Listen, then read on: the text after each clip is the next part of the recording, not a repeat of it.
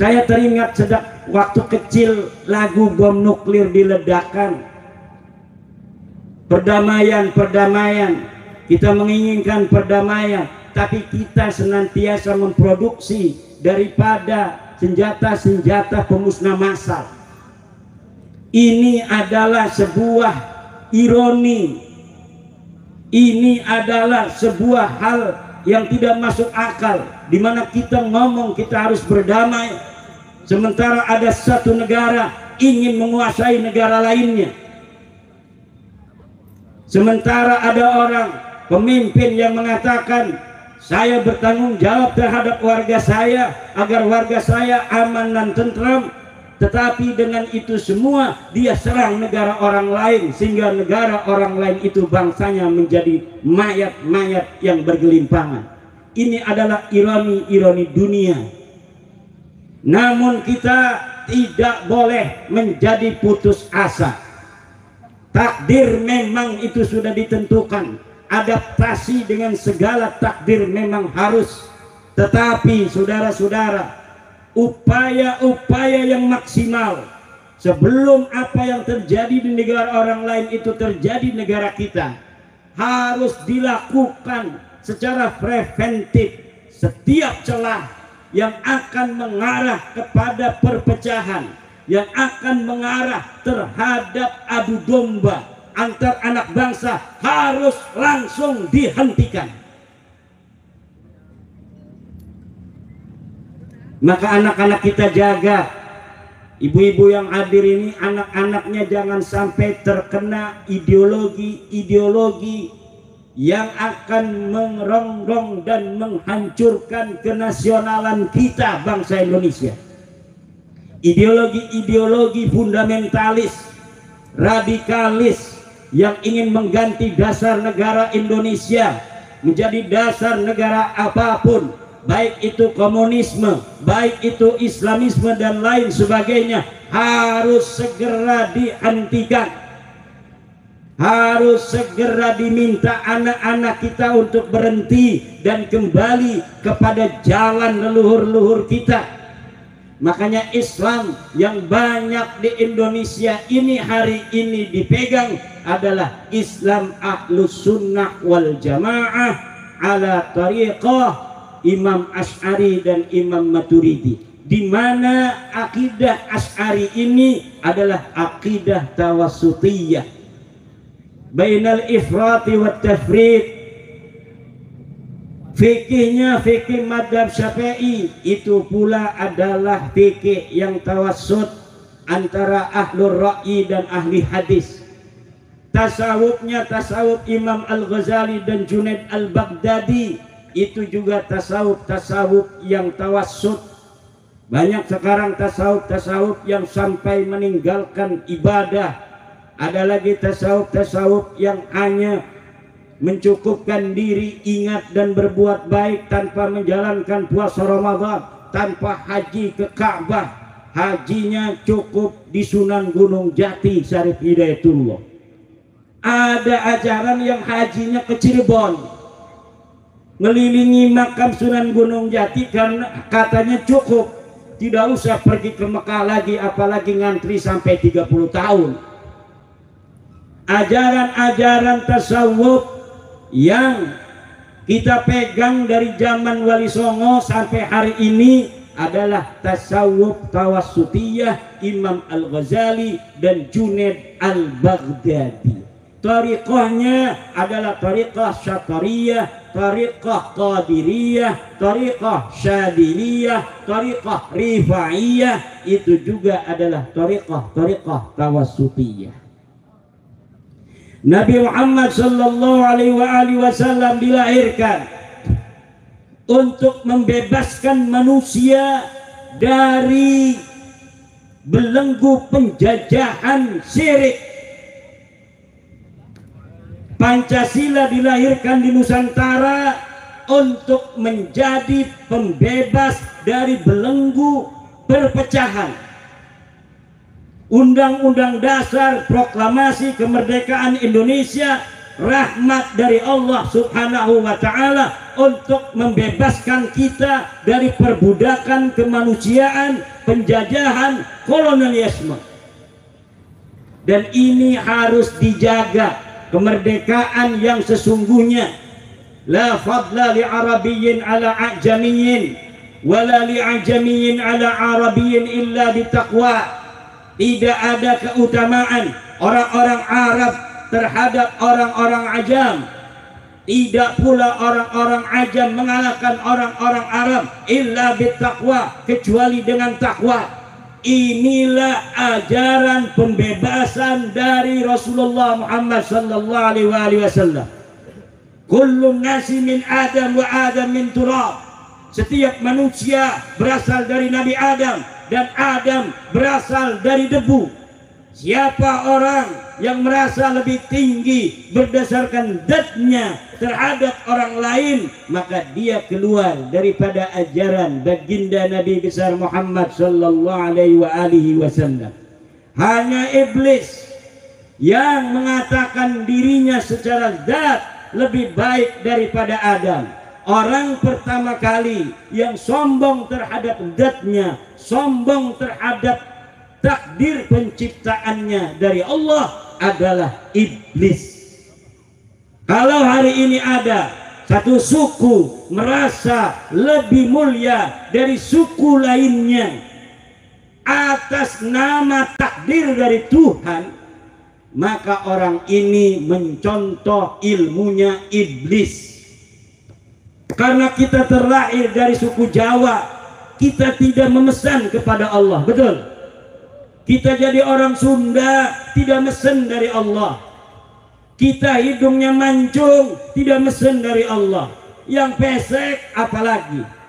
Kita rambutnya rintik, tidak mesen dari Allah. Kita rambutnya lurus, tidak mesen dari Allah. Tidak boleh orang yang rambutnya rintik merasa lebih baik daripada orang yang rambutnya lonjong. Tidak boleh orang yang rambutnya lurus merasa lebih baik daripada orang yang rambutnya rintik. Tidak boleh orang yang kulitnya hitam merasa lebih baik dari orang yang kulitnya putih. Tidak boleh orang yang kulit putih merasa lebih baik dari orang yang berkulit hitam, dan lain sebagainya. Inilah ajaran Islam, di mana kemuliaan hanya dari takwa.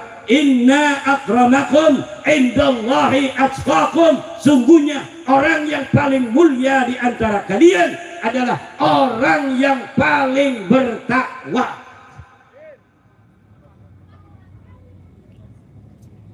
Kalau pengen kita mulia, bertakwalah. Kalau kita pengen derajatnya tinggi, berilmulah. Yarfa'illahu alladhina amanu minkum walladhina utul ilma darajat. Allah akan angkat derajat orang-orang yang beriman di antara kalian dan orang-orang yang mempunyai ilmu beberapa derajat. Ini ada orang yang dia memotong ilmu pengetahuan. Katanya karena hanya zatnya seorang Habib lebih mulia daripada orang berilmu 70 orang berilmu. Dia bodoh mengalahkan sarjana 70. Dia bodoh mengalahkan insinyur 70. Dia bodoh mengalahkan kiai 70. Dia bodoh mengalahkan orang-orang yang diberikan Allah pengetahuan. Dia rendah pangkatnya karena tidak punya ilmu, tapi katanya lebih mulia dari Pak Camat 70 camat. Dia rendah derajatnya, tetapi katanya dia lebih mulia dari bupati, dari gubernur, dari presiden. Makanya mulutnya mencaci siapapun karena dirinya merasa lebih baik dari orang lain karena zatnya, padahal yang diakuinya itu hanya palsu belaka, bohong belaka. Ngaku cucu Nabi, ternyata bukan cucu Nabi. Ngaku cucu Nabi, ternyata bukan cucu Nabi. Cucu Nabi bisa dideteksi betul atau tidak dia itu cucu Nabi dengan dua hal. Pertama, dengan catatan nasab. Ketua Paguron Jalak Banten, catatan nasab turunan Nabi itu sejak abad ketiga dicatat. Ada petugas-petugas yang menugaskan diri menulis kitab. Ini Sayyidina Ali punya anak dua, Hasan dan Husain. Husain punya anak namanya Ali Zainal Abidin. Ali Zainal Abidin punya anak berapa? Dicatat. Ali Zainal Abidin punya anak Muhammad Al-Baqir. Dia punya saudara Sufyan, dicatat semua. Muhammad Al-Baqir mempunyai anak namanya Ja'far As-Shadiq, punya anak berapa? Dicatat semua. Terus demikian dari generasi sampai saat ini. Dan saya mempunyai kitab-kitab nasab sejak abad keempat sampai hari ini.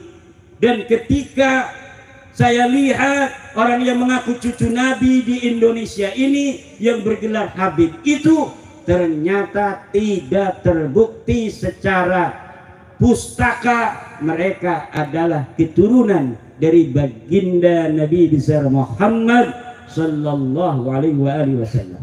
Ada yang cara kedua. Cara kedua adalah dengan tes DNA. Itu bukan keahlian saya, tapi ada Badan Riset Inovasi Nasional di Indonesia ini yang bisa memeriksa darah seseorang, ingus seseorang, ludah seseorang, rambut seseorang yang mengaku sebagai keturunan dari baginda Nabi besar Muhammad sallallahu alaihi wasallam, kemudian diperiksa di lab. Setelah diperiksa akan ketahuan betul tidak dia sebagai keturunan Nabi. Ada nggak haplo dia sama dengan haplonya Nabi? Haplonya Nabi J1. Coba darah kamu tak periksa. Ternyata setelah diperiksa hasilnya haplonya bukan J1 tapi haplonya G. Naon eta haplo G? Eta haplo lain turunan Nabi. Jangankan turunan Nabi, turunan orang Arab aja bukan. Kata Profesor Kain dari Badan Riset Inovasi Nasional, jangankan orang Arab, orang Sumeria saja bukan. Sumeria itu J0. Jadi Akadia nanti bermutasi J1. Sumeria jadi Akadia, Akadia menjadi orang Arab. Orang Arab masih J1. Nanti kalau dia mengaku keturunan Quraisy akan ada kode-kode Bani Quraisy. Kalau dia mengaku keturunan daripada Hasim akan ada kode-kode Bani Hasim. Kalau dia mengaku keturunan daripada Abi Thalib akan ada kode-kode Abi Thalib. Kalau dia mengaku keturunan daripada Husain akan ada kode-kode Sayyidina Husain.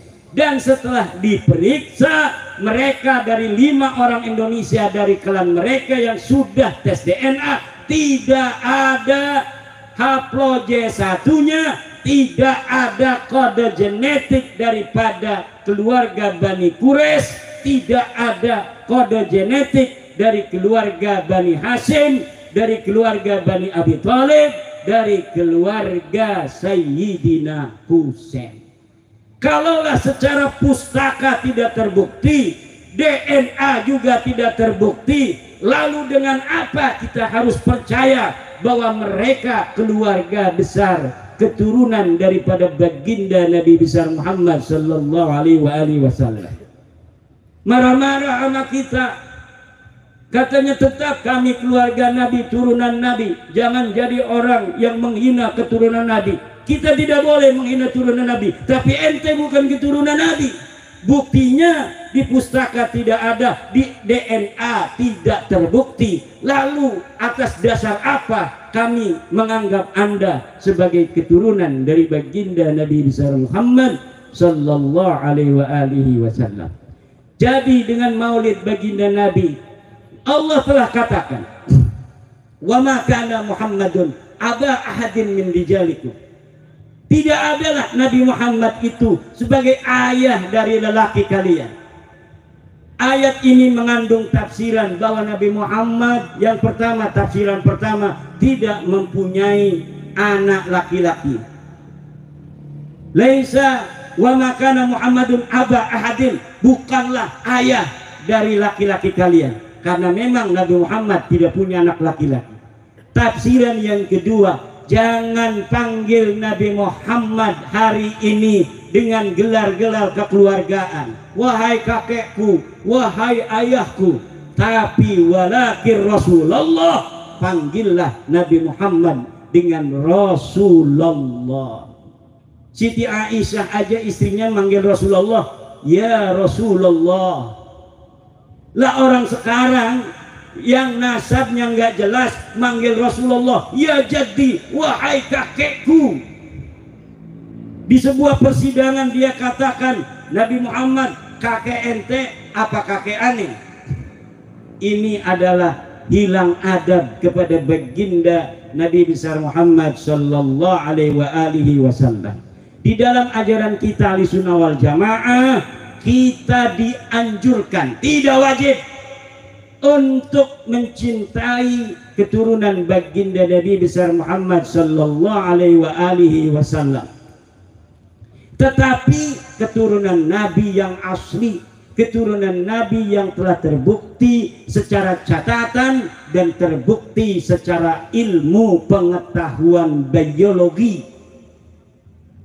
Karena zaman sekarang ini teknologi sudah canggih, gen kita ini sudah generasi Z. Generasi manusia yang hidup saat ini ada generasi perang. Generasi perang dia yang lahir sebelum 45. Ada yang generasi depresi, yaitu orang yang pada saat dia berperang, yang lain berperang, dia nggak mau perang. Dia lahir di masa perang, orang lain perang mau berjuang, dia nggak mau perang. Itu generasi depresi.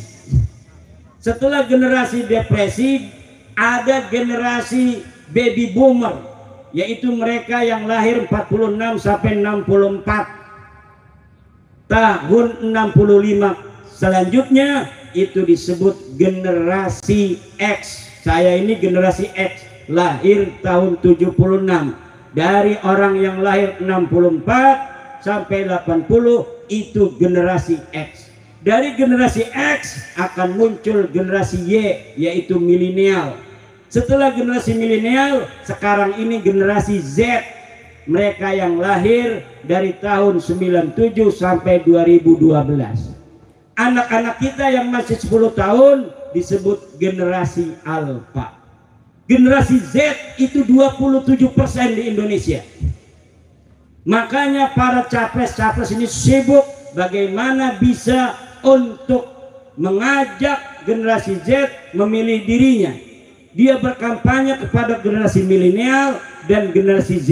Ciri-ciri utamanya generasi milenial dan generasi Z adalah orang yang sangat akrab dengan teknologi.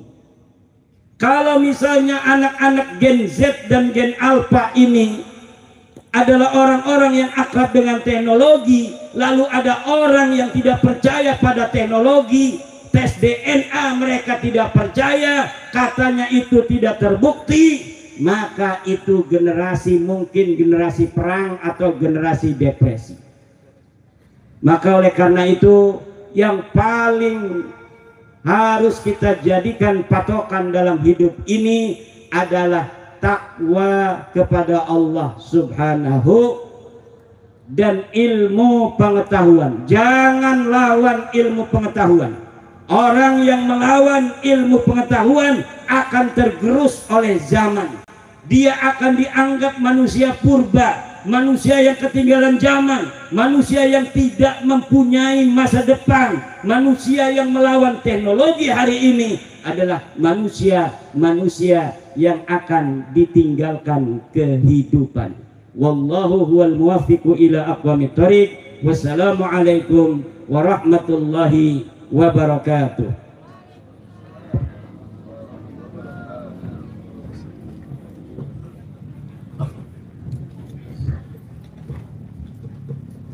Dengan berakhirnya ceramah Maulid Nabi besar Muhammad SAW, kami semua aturkan banyak-banyak terima kasih kepada Bapak Kiai Haji Imaduddin Osman Al-Bantani.